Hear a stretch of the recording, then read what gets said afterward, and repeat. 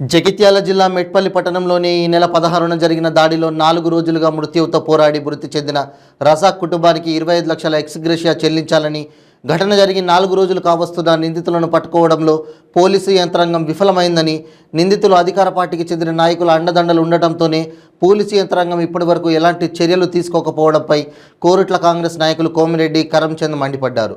పలు నేర ఆరోపణలు ఉన్నప్పటికీ నిందితుల లిస్టు స్థానిక డీఎస్పీ, ఎస్పీ టేబుల్ మీద పడి ఉన్నప్పటికీ స్థానిక కోరుట్ల ఎమ్మెల్యే అండదండలతోనే వారిని తప్పించే ప్రయత్నం చేస్తున్నారని ఆరోపించారు. రజాక్ కుటుంబానికి న్యాయం జరిగేంత వరకు పోరాడతామని, నిందితులను 24 గంటల్లో పట్టుకోవాలని, లేదంటే రాష్ట్ర డీజీపీకి ఫిర్యాదు చేస్తామని హెచ్చరించారు.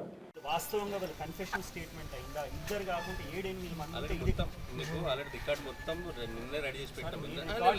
మొత్తం నిన్న ఇన్సిడెంట్ మొత్తం క్లియర్గా ఇన్సిడెంట్ రాత్రి రాసిన తర్వాతనే మేము నిన్న ఏం జరిగింది ఫ్యాక్ట్ ఏందని తెలిస్తేనే కదా ఎవరైనా తెలిసింది. 17 మంది అయితే 18 దానికి ఇంకా ఎందుకు అరెస్ట్ కాలేదు సార్? అక్యూజ్ గా ఇంక్లూడ్ అయినరా సార్? ఇప్పుడు మీకు ఎఫ్ఐఆర్ ప్రకారం ఎంత అక్యూజ్ ఉన్నారు సార్? నిన్న రాత్రి ఇంక్లూడ్ చేసినాం కదా. ఎంతమందిని ఇంక్లూడ్ చేశారు? 3 మెంబర్స్ ఆల్రెడీ రెడీ అయ్యి +3 అయితే వాళ్ళని నిన్న సాయంత్రం నుంచి ఈ రోజు వరకు ఏమైనా చేశారా సార్?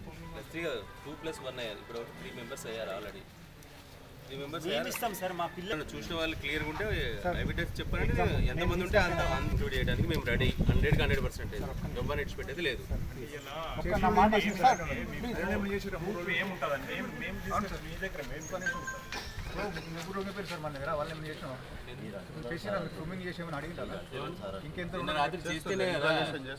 నిన్న రాత్రి చేస్తేనే ఇద్దరికి ఇంకొకటి యాడ్ అయింది. నేను చేయకుండా బాబు నిన్న రాత్రి వరకు అందరు ఇద్దరే అనుకున్నారు. నిన్న ఇంట్రాగేషన్ చేయబట్టే ఇంకొకరు ఉన్నారని తెలిసింది. అది మా ఇంట్రాగేషన్ లోనే తెలిసింది. మీ డాక్టర్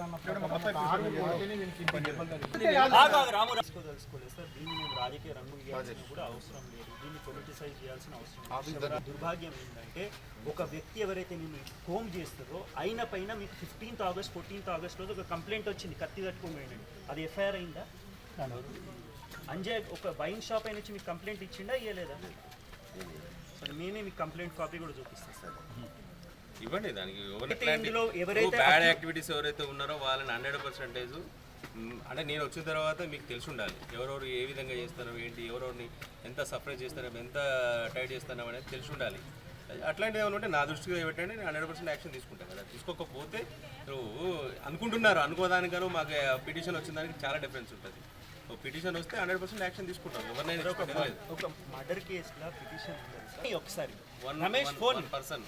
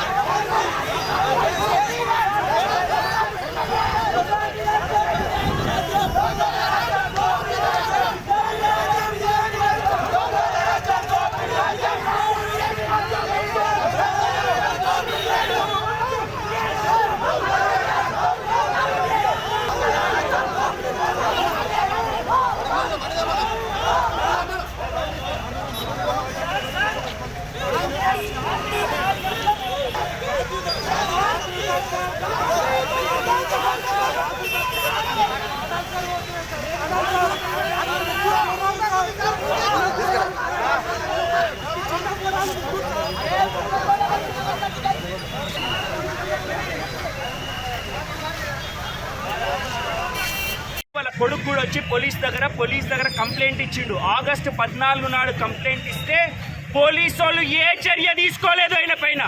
మళ్ళా తిరిగి ఆగస్టు 16 నాడు వెళ్ళి మీరు ఎందుకు చర్య తీసుకోలేదు అని మళ్ళీ ప్రశ్నిస్తే కూడా చర్య తీసుకోలేదు. బహుశా ఆ రోజు చర్య తీసుకుని ఉంటే ఆ వ్యక్తిపై పోలీసు వాళ్ళు తీసుకొచ్చి పోలీస్ స్టేషన్లో కూర్చోబెడితే ఈరోజు ఈ ఘటన జరుగుండేది కాదు. రజాక్ ప్రాణాలు ఏదైతే ఉందో ఆయన ఈరోజు బతుకుండేవాడు.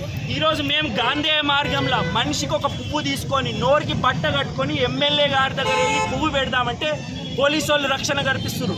పోలీసు వాళ్ళు ఏదైతే ఎమ్మెల్యే గారికి రక్షణ కల్పిస్తున్నారో అందులో సగంలో సగం ఇక్కడ సామాజిక ప్రజలకు ఏదైతే ప్రొటెక్షన్ కలిగిస్తున్నట్టయితే ఈరోజు 4 హత్యలు అయ్యి ఉండేవి కాదు.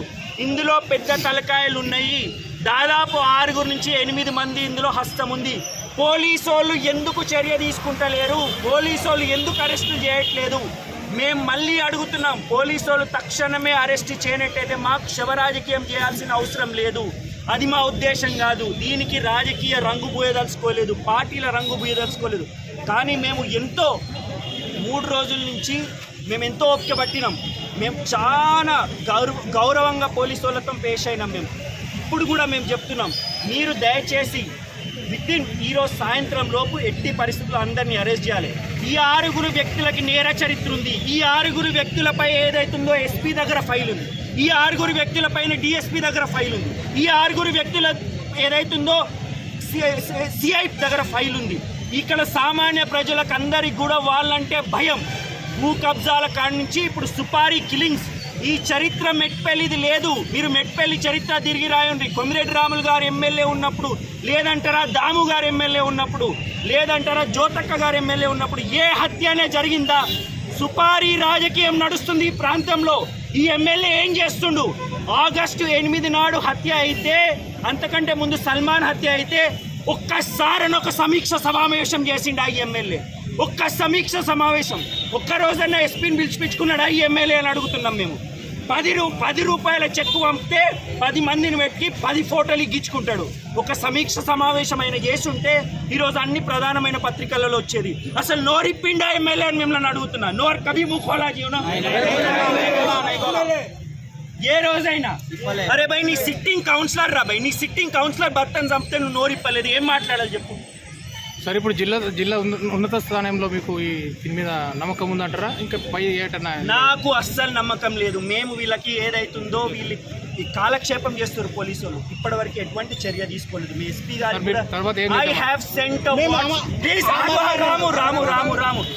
I have sent a WhatsApp message to the SP. The SP has not responded. I have drafted a letter to the Home Minister. నేను హోమ్ మినిస్టర్ గారి దృష్టికి తీసుకొస్తున్నాను. 4 హత్యలు అయితే అండి ఒక నెలలో. అసలు హత్య అయితే అంటే ఎస్టీ అని ఆమె ఎస్టీ రైతు అని చెప్పి ఆమె ఆచూకీ తెలియదా? బీదదండి రజాకు అనొద్దు, తప్పు పట్టదు. కుల రాజకీయం కానీ మత రాజకీయం చేస్తలేము. ఆయన ఎవరు పాపం దూదేకుల కుటుంబానికి చెందినవాడు. 40 కుటుంబాలు ఉంటాయి అక్కడ. ఆయనకి he's the only bread winner. ఆయన రాత్రి పైసలు తీసుకురాకపోతే వాళ్ళ కుటుంబం ఏదైతుందో అన్నం తినేటందుకు పైసలు ఉండే. వాళ్ళకి ఎక్స్గ్రేషియా చెల్లించాలి. ఎవరైతే ఆ ఎస్టీ లేడీ ఉందో ఆమెకు కూడా దాదాపు 20 నుంచి 25 లక్షలు పైసలు ఇవ్వాలి. వాళ్ళ కుటుంబ సభ్యులకు ఇల్లు కట్టియాలి. ఈయన కూడా రజాక్ కూడా ఎట్టి పరిస్థితుల్లో ఎక్స్గ్రేషియా ఇవ్వాలి. అరే నీ సిట్టింగ్ కౌన్సిలర్ రా భయ్, వాళ్ళ భర్త చచ్చిపోతే నువ్వు ఇంతవరకు నోరిప్పలేదు. సామాన్య ప్రజలకు ఏం సేవ చేస్తావు, ఏం చేస్తావు? దౌర్భాగ్యం ఇది. అంటే నన్ను క్షమించుండి, ఆయన వయసులో పెద్దోడు ఇట్లా మాట్లాడుతున్నాడు కాబట్టి అనుకోకుండ్రి. నేను చాలా ఎమోషనల్ అవుతున్నా. ఆయన ఒక్కసారి బాడీ చూడండి మీరు. ఆయనతో ఆడుకున్నారు. తల మీద గాయాలు, వెనక రిబ్స్ మీద గాయాలు. పోలీసు వాళ్ళు ఏం చేస్తారు? అరే ఆయన ఇంటికి ప్రొటెక్షన్ ఇస్తారు కదా, ఆ ఇంటికి ప్రొటెక్షన్ ఇచ్చే బదులు సామాన్య ప్రజలకు పువ్వు పెట్టేందుకు లేదా ప్రజాస్వామ్యంలో? మేము ఎమ్మెల్యేని ప్రశ్నించకపోతే ఇంకెవరిని ప్రశ్నిస్తామని అడుగుతున్నాం. మేము ఈ నిరసనలు ఆపేదే లేదు. మేము ఈ నిరసనలు చేస్తుంటేనే పోతాం. ఎప్పటికైతే రజాక్ కానీ, ఎప్పటికైతే మన లక్ష్మీరాజన్ గారి కుటుంబానికి కానీ, ఎప్పటికైతే సల్మాన్ కుటుంబానికి కానీ, ఎప్పటికైతే ఆ రైతు కుటుంబానికి న్యాయం జరగదో అప్పటి వరకు మేము ఇలా చేస్తూ. ఆయన ఎవరు? కార్పొరేటర్ కౌన్సిలర్ భర్త చనిపోతే సంచలనం సృష్టించారు. ఇది ఏదవుతుందో ఫ్యామిలీ మ్యాటర్. ఇదా మీరు చేసేది దర్యాప్తు అంటే? ఎవరైతే చచ్చిపోతాడో వాళ్ళ మీద బురద జల్లుడు అంతే. బురద జల్లే కార్యక్రమాలు చేయకండి. పోలీసు వాళ్ళు క్యారెక్టర్ అసాసినేట్ చేసే ప్రయత్నం చేయకండి. మీరు నిష్పక్షపాతగా ఇన్వెస్టిగేట్ చేయండి. ఇన్వెస్టిగేషన్ మీతో చాత కాకపోతే ఎవరైనా పబ్లిక్ ప్రాసిక్యూటర్ యొక్క సలహాలు తీసుకోండి. వీళ్ళు మళ్ళీ ఇప్పుడు అరెస్ట్ అయితే 3 నెలలు నీకోసం వాడు ఇంట్లో కూర్చొని ఉంటాడా? రెడ్ కార్పెట్ వెల్కమ్ చేసేటందుకు నిందితుడు 16 నాడు నీకు అరెస్ట్ అయితే 18 నాడు వాడు ఇంటికి పోవా? నీకు కనీస జ్ఞానం లేదా? ఒక మొబైల్ ఫోన్ ఏదైతుందో సీజ్ చేసి కాల్ డేటా రికార్డు చేయాలని తెలియదా? ఇదా వ్యవస్థ పనిచేసేది మెట్పల్లిలా? ఇప్పుడైనా కానీ 2 చేతులు జోడించి ఎమ్మెల్యే గారికి విజ్ఞప్తి, 2 చేతులు జోడించి ఎస్పీ గారికి విజ్ఞప్తి ఏంటంటే, ఇప్పుడైనా ఏదైతే శాంతి భద్రతలు దయచేసి మెరుగుపరచండి. సామాన్య ప్రజలకు భయప్రాంతులు చేయకండి. ఎవరైతే వీళ్ళు 6 ఉన్నారో మళ్ళీ నేను చెప్తున్నా, వీళ్ళకి ఒక పొలిటికల్ పార్టీతో కనెక్షన్ ఉంది. మేము పూర్తిగా నమ్ముతున్నాం ఏంటంటే వాళ్ళకు ఒక పొలిటికల్ పార్టీతో కనెక్షన్ ఉంది కాబట్టి వాళ్ళు ఇంతవరకు అదుపులోకి తీసుకోవాలి.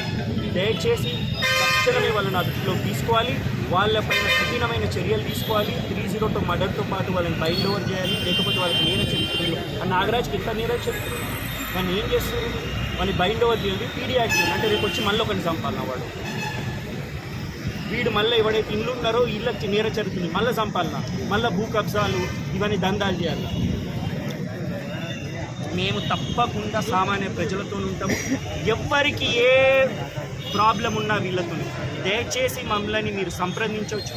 న్యాయపరంగా మీకు చేయాల్సినంత సేవ చేస్తాము, మీతో పాటు ఉంటాం. కానీ రజాక్కి న్యాయం జరిగేంత వరకు మాత్రమే మూర్ఖం. అంటే కేవలం కొమ్మిరెడ్డి వంశానికి చెందిన కుటుంబ సభ్యుడు కాదు, ఇక్కడ ఉన్న ప్రతి ఒక్క కార్యకర్తకి, ప్రతి ఒక్క నాయకునికి, ప్రతి ఒక్కరికి కూడా ఆయన ఒక కుటుంబ సభ్యుడు. ఆయనకు తెలిసిన వాళ్ళు ఎవరైతే చెప్తారు మీకు, ఆయన ఏదైతుందో చాలా బ్రహ్మాండమైన వ్యక్తి, ఏ రోజు కూడా ఎవరికి కూడా చేడు చేయలేదు, ఎవరి కీడు కోరుకున్న వ్యక్తి కాదు ఆయన. అటువంటి వ్యక్తిని ఏదైతుందో ఇంత దారుణంగా కొట్టి చంపినంటే మన యొక్క నియోజకవర్గంలో మెట్పెల్ల కానీ కొరుట్లగల కానీ అసలు శాంతి భద్రతలు ఉన్నాయా అని మేము ప్రశ్నిస్తున్నాం. ఆగస్టు 4 నాడు సల్మాన్ అనే వ్యక్తిని కొరుట్లలో దారుణంగా చంపిండ్రు. ఆగస్టు 8 నాడు ఒక సిట్టింగ్ కౌన్సిలర్ భర్తని పొద్దున 9:30 కార్గిల్ చౌక్లో గొంతు కోసేసి చంపిర్రు లక్ష్మీరాజంని. దాని తర్వాత కరెక్ట్ ఒకటే వారం వ్యవధిలో ఏదైతే రజాక్పై దాడి జరిగింది, రజాక్పై దాడి జరిగింది కూడా సాయంత్రం 5:30-6 గంటల ప్రాంతాలకేదతో దాడి జరిగింది. దురదృష్టం ఏంటంటే ఆగస్టు 16 ఆయన పైన దాడి జరిగితే తక్షణమే నేనేదో అదే రోజు సాయంత్రం ఏదైతుందో ఎస్పీ గారికి, డిఎస్పీ గారికి, ఇక్కడ ఉన్న సిఐ గారికి, ఎస్ఐ గారికి ఫోన్లో మాట్లాడినా, వాట్సాప్ మెసేజ్ కూడా పెట్టినా, ఇంతవరకు పోలీసు వాళ్ళు ఒక్కళ్ళని కూడా అరెస్ట్ చేయలేదు. ఎందుకంటారు సార్? ఎందుకంటున్నామంటే వాళ్ళు పోలీసు వాళ్ళు ఏమంటున్నారంటే ఆగస్టు 16 నాడు ఈ యొక్క ఘటన జరిగింది. ఆగస్టు 16 నాడు ఈ ఘటన జరిగిన తర్వాత ఆగస్టు 17 నాడు ఇద్దరు వ్యక్తులు ఏదైతుందో తామంతు తాము ఒక న్యాయవాది దగ్గరికి వెళ్ళి సహజంగా ఎవరైనా అయితే సరెండర్ అయితే వాళ్ళు అయితే డైరెక్ట్ పోలీస్ స్టేషన్లోకి వెళ్ళి సరెండర్ అవుతారు, లేకపోతే కోర్టుకి వెళ్ళి సరెండర్ అవుతారు. కానీ ఇక్కడ ఏంటంటే ఒక అడ్వకేట్ దగ్గరికి వెళ్ళి అడ్వకేట్ దగ్గర సరెండర్ అయినరు. అడ్వకేట్ దగ్గర సరెండర్ అయితే అడ్వకేట్ తీసుకొచ్చి ఆ ఇద్దరిని అక్కడ ఏదైతుందో ప్రొడ్యూస్ చేసిండు పోలీస్ స్టేషన్లో. అది జరిగింది ఆగస్టు 17 నాడు. మేము తల కొట్టుకుంటున్నాం, మొర వస్తుంది. ఇక్కడ మా యొక్క కార్యకర్తలు ఉన్నారు. ఇక్కడ అజీమ్ ఉన్నాడు, ప్రవీణ్ ఉన్నాడు, ప్రణయ్ ఉన్నాడు, మా సీనియర్ నాయకులు ఉన్నారు, హనుమాన్ గారు ఉన్నారు, రాజయ్య గారు ఉన్నారు. వీళ్ళందరూ పోలీస్ స్టేషన్కు ఎన్నో 16వ తారీఖు సాయంత్రం దాడి చేశారని వాళ్ళ మామ ఇచ్చిన ఫిర్యాదు కేసు నమోదు చేయడం జరిగింది. దాని మీద కంటిన్యూస్ ఎఫర్ట్ చేస్తున్నాం. నిన్న రాత్రి అంటే ఈరోజు మార్నింగ్ ఉదయం రజాకు చనిపోయారు. దాని మీద ఎవరైతే ముగ్గురు బాధ్యులు ఉన్నారో వాళ్ళు కస్టడీలో ఉన్నారు. సాయంత్రం వరకు వాళ్ళని అరెస్ట్ చేస్తూ వ్యక్తిగత సంబంధాలు, దానికి కారణం ప్రాథమిక విషయాల్లో తదుపరి ఇంకేమైనా ఉంటే దాన్ని కొత్త విషయాలు ఏమైనా ఉంటే కానీ దానికి బాధ్యులైన అందరినీ కూడా పైన రిమైండ్ చేస్తున్నారు. మార్నింగ్ వరకు తీసుకురా